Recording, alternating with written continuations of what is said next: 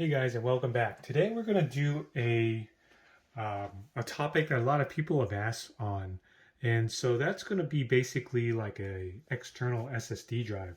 This is one I picked up. I picked this one up off of Amazon, and so yeah, the link. Um, I'll have the description showing up on the screen, maybe here or there. And so here's what I picked up. Because there is actually a lot of different types of these online. Online at your local retailer, and like what I've got mine from, I got mine from Amazon. But yeah, what this is actually a USB. This is using a Type C type of connector, and you will just put in an NVMe drive that you would usually have inside your computer, except in this case we're putting it inside this enclosure.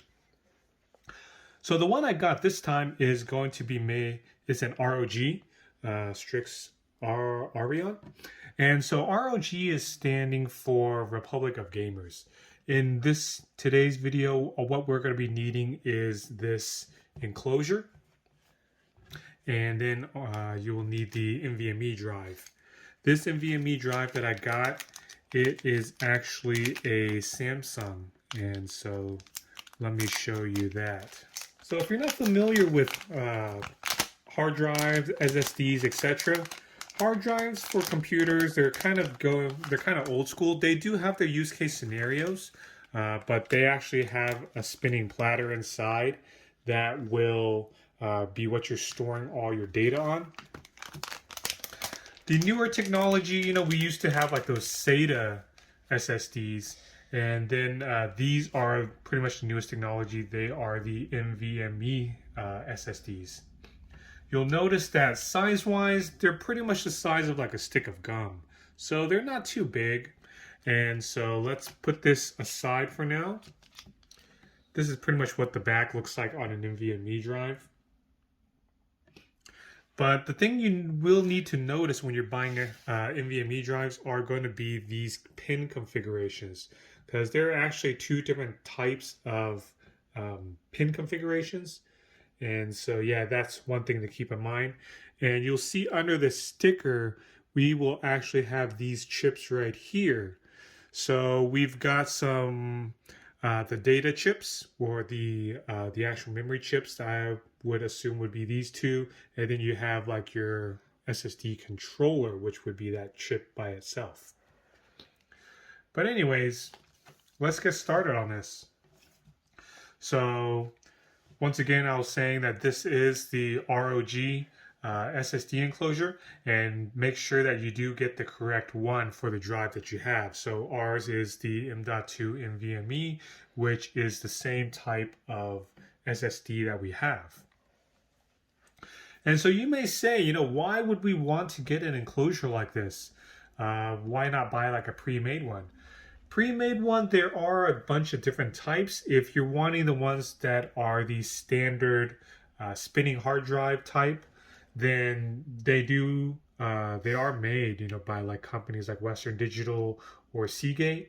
The thing with those is that they are not really shock resistant. So if you drop it on the floor, because these are portable drives, so if you drop them, then you have the issue of damaging the actual drive itself. And if you drop it a little bit too hard, then yeah, you may have some damage and data loss.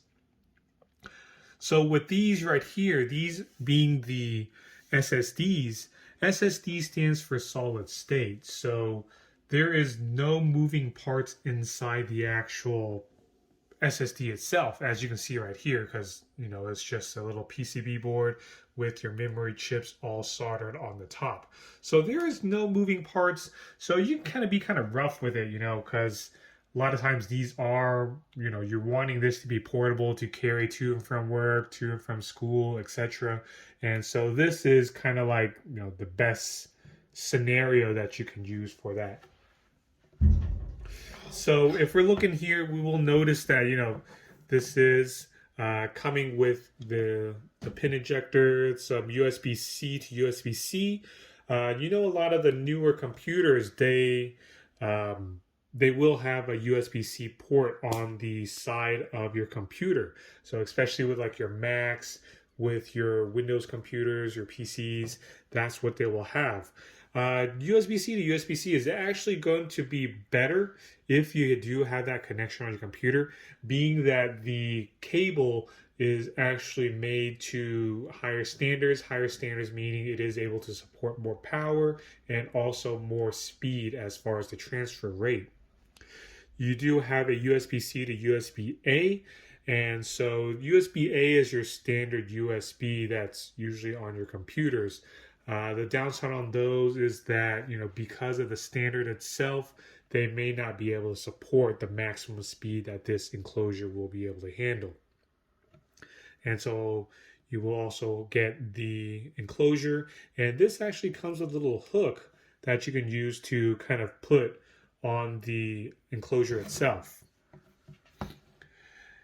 And so looking on the back, we will notice, some kind of like the features for this device. One of the main things that, is a feature on this, besides the speed that this enclosure is able to support, is that it does have your RGB lighting. Whether or not that, that is used, that's up to you, but it is able to kind of change colors. You can also use that as a kind of a status notification when you're transferring data. So let's get on to unboxing this.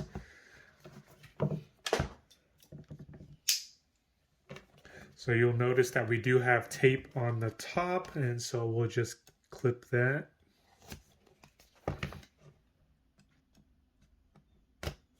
One thing before I go further, if you're wanting any type of, this is pretty much the specs for that, for this NVMe drive right here.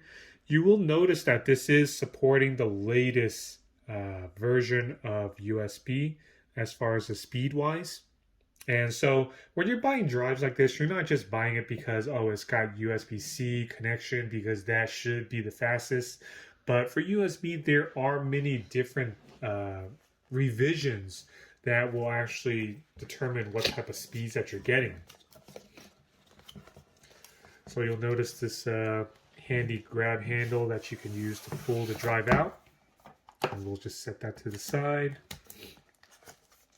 And here is the actual enclosure itself.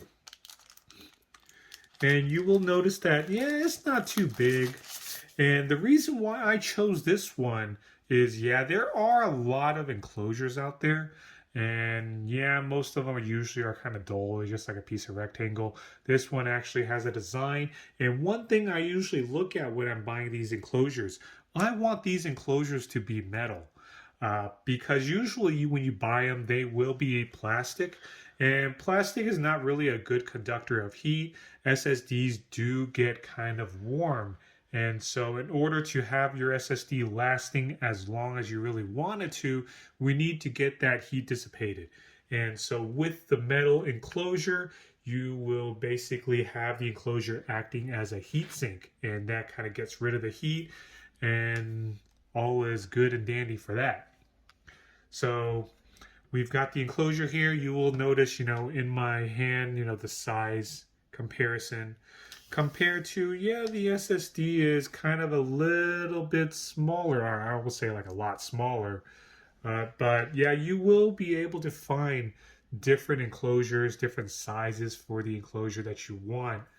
But, I would just say when you're buying enclosures like this, you will want the enclosure to have the USB-C, which is what it's going to be using to transfer the data to your computer. Your computer, and it doesn't matter, you can have a type A or a type C, but in order for the enclosure to be able to output the fastest speeds, I would make sure that it has the type C connection. And let's see what else is in here. So we've got the tool right here. This is kind of like a sim tool, except it's actually made for the enclosure, because on this one they try to make it a little bit more easy installation. So you do have the hole right there that you would just kind of insert, just like a sim tool, to open up the enclosure up. And you will notice right here we've got the instructions for how everything is done for that. Next, we will have the clip. This is the clip that you can connect to it. This is a plastic, and then we do have kind of like some nice fabric right here. This will basically be clipping right in this area right there. And if you choose to use it, this will come with a little rubber bumper, kind of like what you would have with your cell phones. You just will put it out on the side, just clip it to the side, and that way you're still able to dissipate heat because the actual surface of the SSD is still exposed, so it's not trapping heat in, but it does give you that shock protection. So usually if you drop it, you're pretty much going to hit it from the sides or the corners of the edges, and that just helps you to, for one, protect from shock and also protect from scratches. And we will put that on a little bit later so we can kind of check it out. And you will also see that we do have the cables.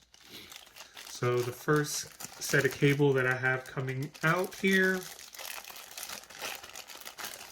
is going to be your Type C to Type A. So you'll notice the Type C, that's what that looks like. The good thing, or the reason why I like Type C's, is that you can actually insert it in any direction that you want. So, you know, upside down, whatever, you will still be able to plug it in and get data.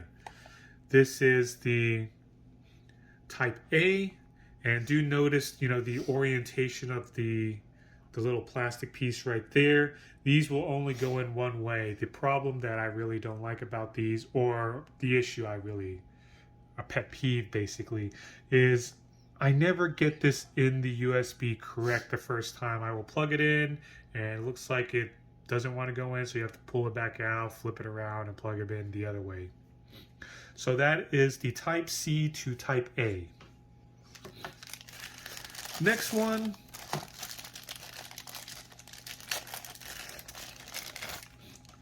this is the Type C to Type C. So if your computer does have that Type C port, so one end is going into your enclosure, the other end is going into the computer itself.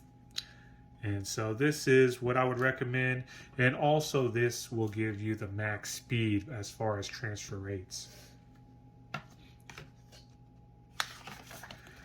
Next will be your installation guide. And so you'll see here that, you know, it does have, you know, it's pretty well illustrated, nothing written, because, you know, this is supposed to be like a toolless type of installation. So honestly, you really don't even need a screwdriver or anything to use with it. And then we've got the back. The back doesn't really say anything except you are able to get your 10 gigabits per second speed.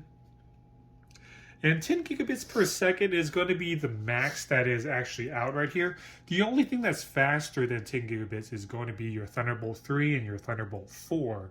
But those are still kind of limited on what devices support it. So yeah, your Macs will, you know, already have your Thunderbolt, so you're able to get the faster speed. But as far as USB at this time of recording, 10 gigabits per second is going to be what's available. So the other ones are going to be the 5 gigabits per second, and then you also have your standard USB 3 and also your USB, I think it's like A or something, or no, wait, 2.0. That's going to be the slowest. But, you know, it is backwards compatible. So if your computer does not support this 10 gigabits per second speed, it is always able to drop it down to the speed that your device supports. And so then we have this is, I guess it's the user manual. It looks like it's the written user manual. And it is in a couple different languages, but this should be pretty straightforward, that you won't really need to have the user manual to be able to put this together. And so let's start with the installation. I guess I'll just have this here to kind of support it. And so the first thing we will need to do is let's go and get that SIM ejector type of tool, which is this right here. And once we have it, we will actually use that hole right there. So you've got the type C, which is for data. That's going to be the hole that you use to eject it. So we're just going to pop it in like that. And you will notice that it does pop right out. Once we got it open up, here's some things I want to show you. That's going to be separating, the kind of more budget-friendly models versus, the better ones. So yes, while, the metal enclosure, or in this case, the aluminum enclosure, is going to signify that it is a nicer model, this one also has thermal tape. And so what that will do is when you have your SSD installed and you've got the enclosure kind of closed back together, this is going to be touching those chips that are on the top of your enclosure, and that transfers heat from the chip into the tape, and then the tape kind of transfers it to the actual housing itself, and that helps to dissipate the heat. And so let's look at this. You will notice that, we do have the disclaimer right here. Please initialize your new blank SSD before using it. So yeah, you can actually do that. Or, a lot of times, you can just plug in your SSD into here. And then once you plug the USB cable into your computer is probably going to say, oh, your drive's not formatted, please format it. And then you can do that from there. So installation is pretty easy. We've got this thumb screw right here. So let's look at it from a different angle. So that is the thumb screw. And so you can pretty much twist it to unscrew it, and looks like this is actually on a little bit too tight. So here's a SIM tool. We can pretty much put it upside down, and let's see if we can get it unscrewed. And yes, this does work. So yeah, that kind of saves you some time from having to dig out a screwdriver.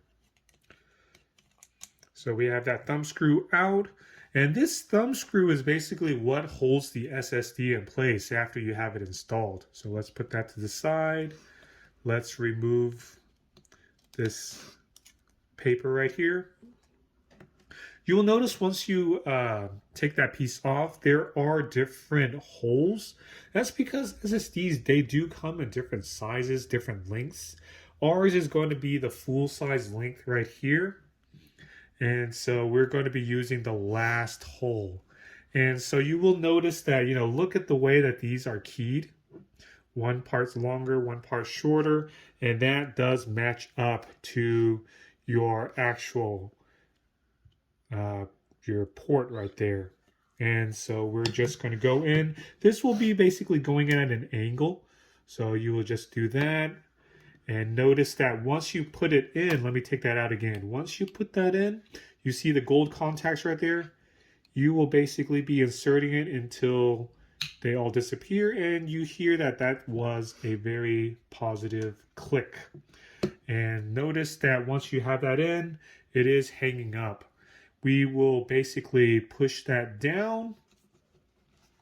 Notice that the hole do line up. And we put that thumb screw to attach and hold the SSD in place. And so for these thumb screws, we will be turning to the right, because loosening it up is going to be to the left. Turn it to the right, you will tighten it up. You don't need to torque it down. You don't need to crank it down, because this is just holding the SSD down. You're not actually, this does not move. So you really don't need to torque it down too much, and you may actually strip that screw if you kind of do a little bit too hard. And so that's basically it. We've got the SSD installed. We'll just do a check. Everything on here, if you look at the gold pins, they are on there pretty good. And then, this is actually on there kind of finger tight. And the next thing to do is we're going to put this cover back on. And so we'll basically go like this. And then you'll notice that since this does have, see these hooks right there? That's actually the hinge to where it actually clips to right here and right here on the enclosure. And so this side goes in first. You'll notice this piece right here is for cooling off this part of the board. This on the other side is for your SSD. And so we're just going to hook the bottom on first and give it a nice push. And you saw that didn't really take much effort at all. And you heard that nice click. And so that's it as far as installing the enclosure itself. There are no screws or anything that you need to put back together. And that's it. And so before we go to the next part of the video, let me put this on here and let's see what it looks like.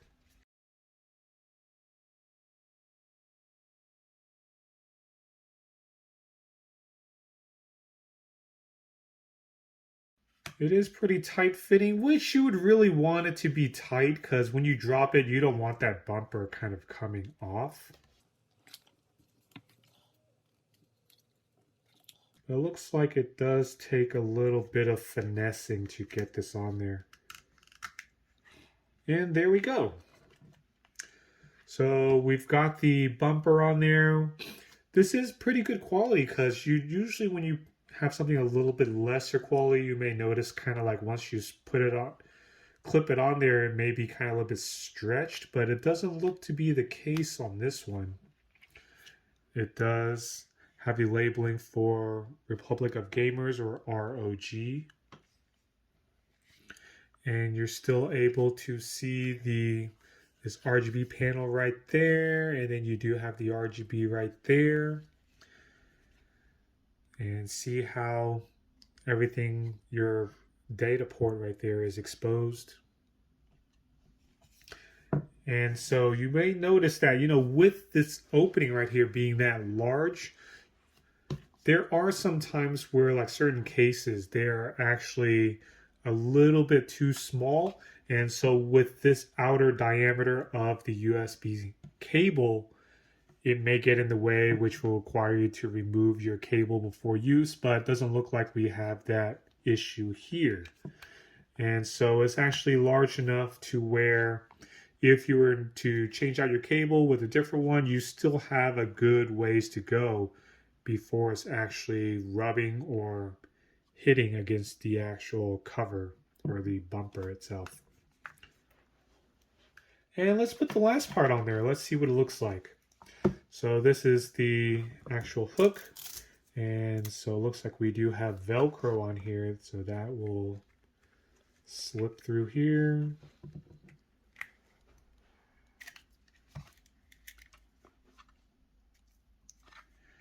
Just like that. And so if you're needing to clip it to a backpack or anything like that, or your belt clip on, then yeah, it is able to be done.